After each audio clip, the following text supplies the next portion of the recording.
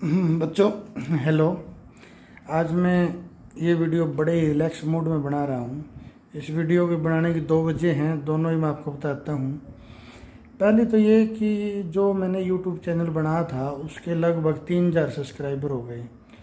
बड़ी खुशी होती है देखकर कि 3000 सब्सक्राइबर इतनी जल्दी हो गए हैं। वो भी कोई ख़ास वीडियो ना डालते हुए, जो यूट्यूब पे वीडियो डालते मतलब कंप्लीट कोई भी टॉपिक हम नहीं करवा पाते क्योंकि इतनी लेंथ होती है मैथ के टॉपिक की कि कंप्लीट सोल्व नहीं करवा पाते। कभी भी कोई टॉपिक भी हमने कंप्लीट सोल्व नहीं करवाया। पॉसिबल नहीं होता कि आप 1-1.5 घंटे की वीडियो में या 15-20 मिनट की वीडियो में कोई भी मैथ का टॉपिक कंप्लीट करवाओ, क्योंकि मैथ का टॉपिक तो बहुत लेंथी होते हैं ना, तो कंप्लीट नहीं करवा पाते। फिर भी इतना अच्छा सपोर्ट मेरे को मिला है आप स्टूडेंट की वजह से कि आज 3000 के लगभग सब्सक्राइबर पूरे हो गई और व्यू भी किसी वीडियो पे 5000, 10000, 11000 तक भी व्यू आए हैं।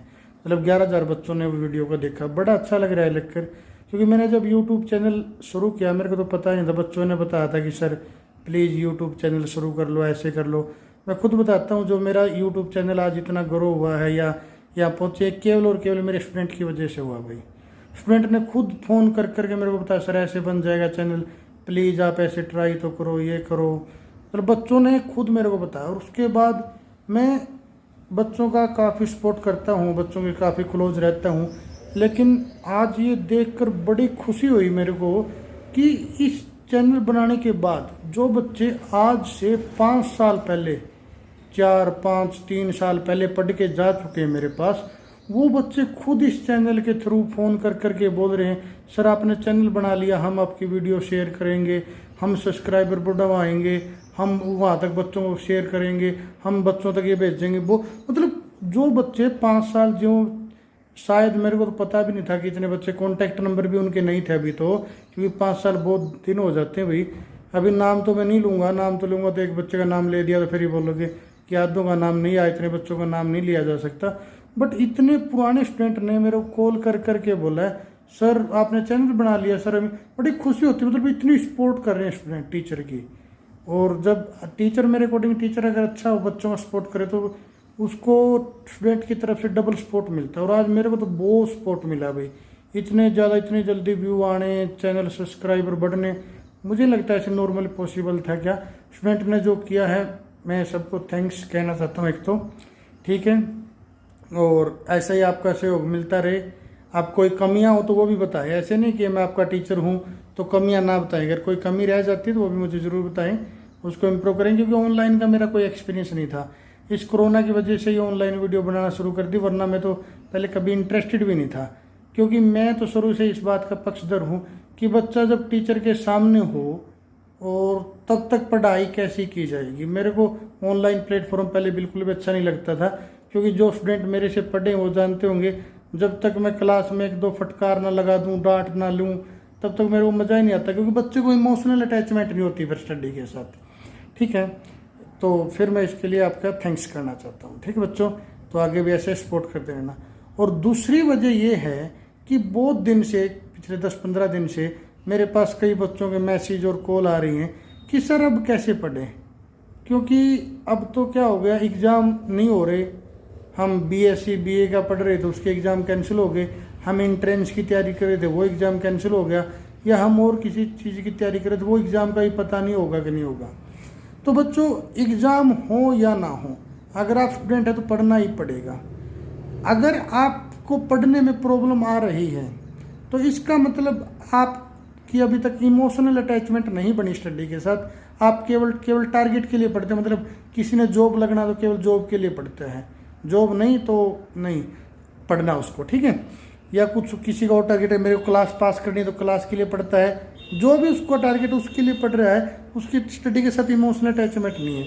मैं आपको इस एग्जाम्पल से समझाता हूँ। एक जैसे एक बात बताओ, एक छोटा बच्चा है 1 साल का, 2 साल का या 5 साल का, वो अपने खिलौनों के साथ खेलता है। जब वो अपने खिलौनों के साथ खेलता है ना बच्चों, उस खिलौनों का कोई यूज नहीं है, उसको नहीं पता इसका क्या यूज होगा, ये लाइफ में क्या काम आएंगे नहीं आएंगे। बट उन खिलौनों के साथ उसकी ना अटैचमेंट होती है। अगर उसको कोई दूसरा छू भी देना तो बच्चा रोने लग जाता है। क्यों? क्योंकि उसको बहुत प्यार से संभाल के रखता है उन खिलौनों को, क्योंकि उनके साथ उसकी अटैचमेंट होती है। तो ऐसे ही आप स्टडी के साथ अटैचमेंट बनाओगे, तभी आप इस कोरोना के दौरान जो इतना मतलब लॉकडाउन आया, या ये मान लो कि मेरे अकॉर्डिंग तो अब देखो शुरू में लॉकडाउन था, ठीक था, चलो 10-15 दिन 1 महीना, लेकिन अब तो मेरे अकॉर्डिंग देश के फ्यूचर के साथ खिलवाड़ होने वाला है। क्योंकि बच्चों ने अगर पढ़ना छोड़ दिया तो आगे कोई भी आउटपुट नहीं आएगा, क्योंकि बच्चों ने ये सब बनना था। अच्छा, फिर एक बात है, अभी मेरे पास 1-2 बच्चों की कॉल आई थी, कल ही या आज भी आई थी 1-2 बच्चों की। तो पूछे मेरे से, एक बच्चे ने पूछा, सर आपने बैच शुरू कर दिया? मैं क्या भाई करेंगे जब लॉकडाउन खुलेगा। तो भाई सर अब की बार बैच लगाने का बेनिफिट है कि नहीं पता। मैं क्यों, क्या हुआ बच्चे?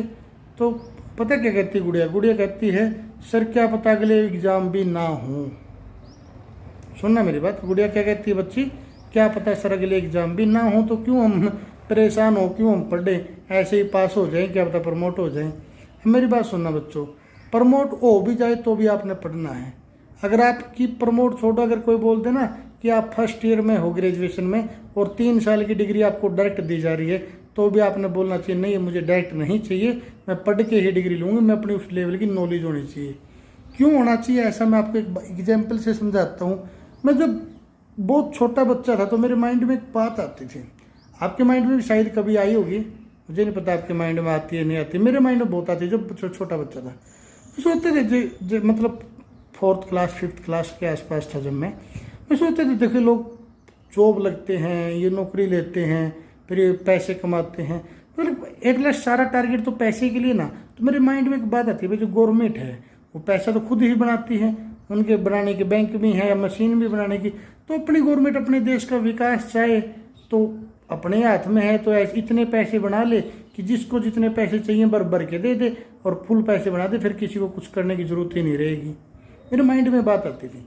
लेकिन जब मैं बड़ा हुआ, मैंने इकोनॉमिक्स भी पढ़ी है और इकोनॉमिक्स मेरी अच्छी रही काफ़ी, तब मेरे को एक बात समझ में आई कि पैसे कम बनाना विनाश नहीं है, पैसे ज़्यादा बनाना विनाश है देश का। मतलब मेरे को एक बात समझ में आई कि पैसा नहीं चाहिए हमें, काम जो करते हैं हम, जो काम, वो काम ही खुशी देता है। या मैं ये बोले सारे आउटपुट हमारा काम ही देता है, हमारा कर्म ही देता है, हमें पैसे नहीं देते। एक एग्जाम्पल से समझाता हूँ मैं आपको। मान लो बहुत ज़्यादा पैसे बढ़ा दिए जाए और सबको पैसे दे दिए जाए, कोई अगर मेरे को 20 करोड़ चाहिए तो उसको 20 करोड़, कोई 20 लाख, जो जितने डिमांड करे सबको दे दिए जाए भी जितने ही पैसे चाहिए, तो इस देश का नाश हो जाएगा, सब कुछ रुक जाएगा। कैसे रुक जाएगा? मान लो बच्चों आपके पास पैसे हो गए, मान लो आपको 20 करोड़ मिल गए, अब आपका मन करता है एक कार खरीद के लाऊं, अपनी खुद की गाड़ी खरीद के लाऊं। आप गाड़ी खरीदने जाते हो, कंपनी वाला क्यों बेचेगा गाड़ी? नहीं बेचेगा ना। क्यों बेचेगा कंपनी वाला गाड़ी? उसके पास तो पहले ही पैसे हैं, वो पैसे आपसे लेकर क्या करेगा? उसके पास तो पहले ही हैं। फिर वो फैक्ट्री कार बनाएगा ही क्यों जब उसने बेचनी ही नहीं? अगर वो कार नहीं बनाएगा तो वहाँ जो मजदूर करते वर्कर किसी की जरूरत ही नहीं है।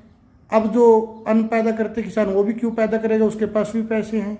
तो कोई अपना काम नहीं करेगा, कोई अपना काम नहीं करेगा तो सबके पास पैसे होंगे, बट किसी को कुछ नहीं मिलेगी, किसी को ना कोई खुशी मिलेगी, ना कोई साधन मिलेगा। तो ये जो चीज़ है, आपको अलग होते हैं ना, जब अलग होते हैं उसी चीज़ की वैल्यू होती है। जैसे मैं आपको एक एग्जाम्पल से समझाऊं, जैसे मान लो एक शहर है, एक शहर में सारे करोड़पति हैं, इतने अमीर हैं, सबके पास करोड़ों रुपए हैं, तो वहाँ करोड़पति की कोई ज़्यादा वैल्यू नहीं है, मतलब सारों के पास, सभी के पास पैसे हैं। बट एक गांव है मान लो, उसमें केवल एक बंदा ऐसा है जिसके पास करोड़ों पैसे हैं, दूसरा नहीं है, तो उसकी एक वैल्यू है, क्योंकि वो उस सोसाइटी में अकेला ऐसा है, अलग है वो। अब क्या होगा, मैं ये एग्जाम्पल आपकी स्टडी से रिलेट करना चाहता हूँ क्योंकि मुझे इसी बात का डर है। अगर प्रमोट हुए हो आप तो सब सेम हो गए, जो फर्स्ट ईयर के बच्चे प्रमोट हुए हैं वो सब सेम हो गए। तो अब देखो, पहले ये होता था कि भाई डिग्री होगी कि नहीं होगी, अगर केवल प्रमोशन से पास हो गए आप तो डिग्री तो सबके पास होगी, सारे पास हो गए, और जो आगे आपको जाएगा कंपटीशन सभी के साथ हो गया, कंपटीशन बढ़ गया। अब तो अब वैल्यू किसकी होगी? जो अलग होगा, और अलग कौन होगा? जिसके पास नॉलेज होगी। तो आपने इस खाली टाइम को वेस्ट नहीं करना है, अपनी नॉलेज बढ़ाने के लिए। कोरोना का जो टाइम है, अभी स्टडी रेगुलर क्लासेज के द्वारा नहीं हो पा रही, तो इसको वेस्ट नहीं करना है, यूज करना है। मतलब इसमें अपनी नॉलेज बढ़ानी है, बहुत ज़्यादा बढ़ानी है, इतनी ज़्यादा कि आप जब खुद जाओ इसके बाद, देखो ये तो चीज़ आप भूल जाओ कि सब कुछ ऐसा ही चलेगा। ये हो सकता है 1 महीने चल जाए, 2 महीने और चल जाए, 3 महीने चल जाए, बट नॉर्मल कंडीशन तो होनी है। और जिस दिन नॉर्मल कंडीशन हो जाएंगी उस दिन आपको सब चीज़ें याद आएंगी। आपने कंपटीशन भी करना है, दूसरों के साथ मुकाबला भी होगा, तब आपने हर चीज़ करनी पड़ेगी। तो उस चीज़ का सामना करने के लिए आप अभी से क्या करो, तैयारी कर दो। और जो अंडरग्राउंड तैयारी होती है ना, अंडरग्राउंड का मतलब जब कोई लोग उम्मीद ना करते हो। भाई देखो, जब एग्जाम आते हैं सभी पढ़ते हैं, आप क्या अलग पढ़ते हो, बट अब लोग उम्मीद नहीं करते कि अब कोई बच्चा इतना सीरियस होकर पढ़ रहा होगा। लेकिन अब जो सीरियस होकर पढ़ाई करेगा ना, उसकी स्टडी एक अलग ही होगी। जब ये कोरोना काल समाप्त हो जाएगा और आप रेगुलर स्टडी में जाओगे तो आपकी नॉलेज अलग होगी, और आपकी नॉलेज ही आपको औरों से डिफरेंट करेगी। और जो डिफरेंट होना है नहीं, उसी चीज़ की वैल्यू आज के दिन, जो डिफरेंट आप समझ रहे हो, जो अलग होता है उसकी चीज़ बहुत वैल्यू होती है। किसी में एक विशेष बात है, और वो विशेष तभी होगी जब आप इस खाली टाइम में अपने टाइम स्टडी को दोगे। ठीक बात है ना, क्योंकि फेमस कहावत नहीं है वो कि जितना शांत काल में जितना ज़्यादा श्वेत बहेगा, युद्ध काल में उतना ही कम रक्त बहेगा। क्या कहावत है? शांत काल में जितना ज़्यादा श्वेत बहेगा, युद्ध काल में उतना ही कम रक्त बहेगा। मतलब योजनाएं जितनी अच्छी होंगी आपकी, आपका जो इनपुट है उतना ही कम लगेगा और आउटपुट ज़्यादा आएगा। अगर आपने अभी शांत काल है, अगर अभी आपने स्टडी अच्छी कर ली, तो जब युद्ध काल मतलब जब आपका कंपटीशन होगा, जब सब पढ़ना शुरू कर देंगे, उस टाइम आपकी मेहनत बहुत कम लगेगी, और बहुत कम मेहनत होगी, आप बहुत ज़्यादा आउटपुट ले जाओगे। ठीक है, अब फिर मैं आपको बोल रहा हूँ, सबको थैंक यू इतना अच्छे सपोर्ट करने के लिए। फिर भी अगर कोई प्रॉब्लम हो तो मुझे ज़रूर बताएं। और प्लीज़ बच्चों, मेरे को आपकी स्टडी की बहुत टेंशन रहती है, पढ़ते रहना। अगर इस टाइम आप पढ़ते रहे ना, तो फिर आपको कोई रोकने वाला नहीं होगा। ठीक है, फिर भी किसी को पढ़ने में कोई प्रॉब्लम आ रही है, पढ़ाई नहीं हो फिर, तो मेरे को ज़रूर बताएं। ठीक है, ओके, थैंक यू अगेन।